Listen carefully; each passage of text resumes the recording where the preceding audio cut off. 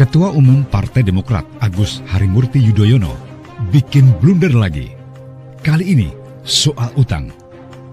AHY membandingkan kondisi utang Indonesia di era Presiden Joko Widodo saat ini dengan era Presiden Susilo Bambang Yudhoyono atau SBY. AHY berteriak-teriak utang Indonesia terus membengkak mencapai sekitar 6.500 triliun rupiah. Menurut dia, angka itu sudah melampaui 40% rasio utang pemerintah terhadap produk domestik bruto atau PDB. Tapi, AHY tentu tidak dengan jujur membuka fakta bahwa di masa Presiden SBY yang tak lain adalah peponya sendiri, utang Indonesia justru meroket berkali-kali lipat. Ini era keterbukaan, di mana semua informasi dapat dicari, dapat digali. Apa yang disembunyikan keluarga Yudhoyono pun dengan mudah dikuak. Serangan AHY akhirnya jadi senjata makan tuan. Pada periode pertama pemerintahan Presiden SBY tahun 2007, jumlah utang pemerintah tercatat sebesar 1.389,41 triliun rupiah. Memasuki periode kedua pemerintahan SBY di tahun 2010, utang pemerintah tercatat sebesar 1.676,85 triliun rupiah. Berikut rincian utang pada pemerintahan SBY.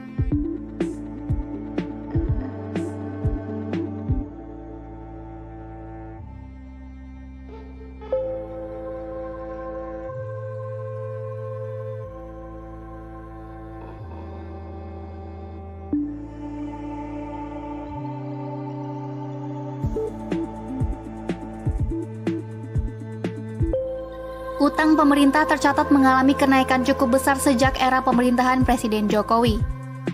Pada periode pertama pemerintahannya di tahun 2015, utang pemerintah melonjak menjadi 3.089 triliun rupiah. Dari data yang dirilis Kementerian Keuangan, utang pemerintah pada Agustus 2021 mengalami kenaikan dibandingkan Juli 2021. Kalau kita urutkan memang utang Jokowi itu adalah limpahan dari utang SBY. Ya. Gitu. Jadi betul meningkat. Tapi utang SBY limpahan dari utang Megawati. Itu bahayanya kalau berpikirnya regresif begitu kan. Kalau berpikir regresif begitu. Jadi dengan kata lain, ini Sri Mulyani juga kena sihir. Mending Sri Mulyani ikut ini aja, ikut beasiswa itu. Ini postdoc gitu ya? Mungkin post. Iya, beasiswa dari Hasto ini kan, supaya bikin perbandingan tuh. Padahal kita tahu di era Sri Mulyani lah Menteri Keuangan, Sri Mulyani melunasi semua hutang kita pada IMF itu kan. Ya. Nah pada waktu itu Sri Mulyani adalah Menteri Keuangannya Jokowi. Salah. Jadi kan begitu kan kira-kira.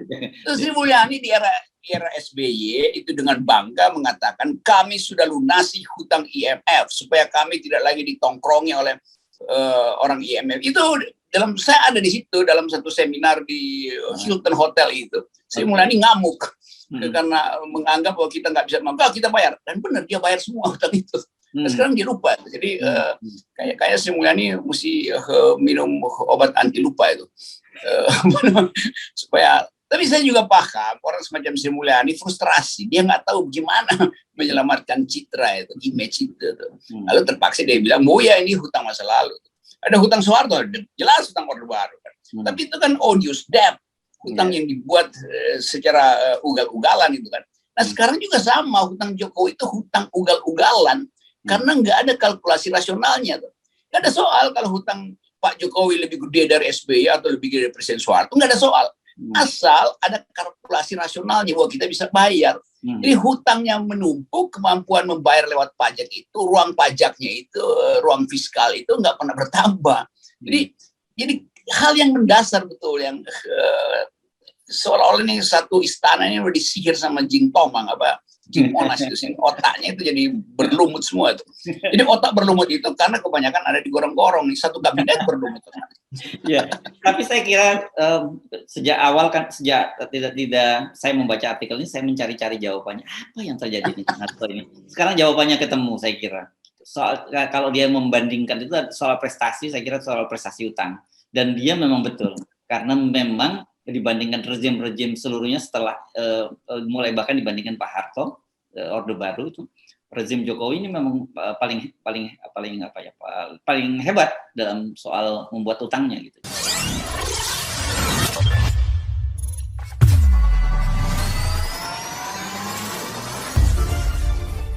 Ketua Umum Agus Harimurti Yudhoyono memberikan pidato. Salah satu poin dalam pidatonya yang jadi sorotan yakni, perkataannya soal media sosial saat ini menimbulkan dampak negatif bagi demokrasi. Salah satunya adalah, hadirnya pendengung atau buzzer yang disebutnya merusak demokrasi. Saat ini kita hadapi perilaku-perilaku buruk para buzzer yang memang pekerjaan utamanya adalah untuk memproduksi dan menyebarluaskan hoaks politik, ujar Agus Harimurti Yudhoyono, Kamis tanggal 9 September tahun 2021. Tak sampai di situ, menurutnya buzzer juga menyerang Partai Demokrat dengan menyebarkan informasi-informasi yang tak sesuai fakta.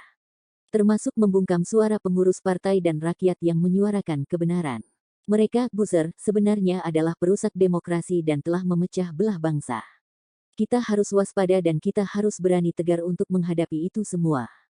Partai Demokrat, kata Agus Harimurti Yudhoyono, tetap tegar menghadapi informasi hoaks yang dilontarkan oleh buzzer di media sosial. Pihaknya konsisten dalam memperjuangkan demokrasi yang lebih baik di Indonesia. Kita ingin menjadi garda terdepan dalam merawat dan memperjuangkan demokrasi hari ini dan 20 tahun selanjutnya. Ini yang disampaikan tadi oleh Pak SBY, Demokrat harus konsisten dalam perjuangan menjaga demokrasi.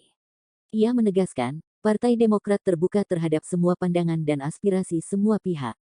Sebab, demokrasi adalah sistem yang membuka ruang untuk perbedaan pemikiran. Kami ingin terus konsisten menyuarakan aspirasi rakyat, kita berkoalisi dengan akal sehat. Dengan hati nurani dan juga pada akhirnya dengan suara rakyat yang sejatinya suara Tuhan.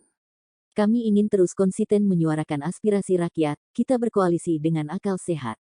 Dengan hati nurani dan juga pada akhirnya dengan suara rakyat yang sejatinya suara Tuhan. Pengamat sosial dan politik, Rocky Gerung memberikan komentar terkait pernyataan AHY yang menyatakan buzzer adalah perusak demokrasi. Hal itu disebabkan AHY yang merasa partainya kerap difitnah dengan memberikan statement terhadap Partai Demokrat yang tidak sesuai dengan faktanya. Menurut Rocky Gerung, ia menilai masalah bangsa Indonesia berada pada kehadiran buzzer di media sosial. Buzzer ini pasti dipelihara oleh pemerintah, karena pemerintah yang pasti mampu menyewa buzzer. Rocky Gerung mengatakan bahwa partai-partai oposisi kini tak peduli dengan buzzer, karena tengah sibuk membangun solidaritas untuk memerangi pandemi COVID-19. Partai Demokrat dan PKS itu lagi sibuk membangun dapur dan sumbangan untuk bantuan COVID-19. Akademisi itu menilai buzzer membuat citra Indonesia buruk di luar negeri. Kehadiran buzzer juga memecah belah bangsa, ungkapnya. Rocky Gerung optimistis publik akan mendukung langkah Partai Demokrat untuk melawan buzzer di media sosial.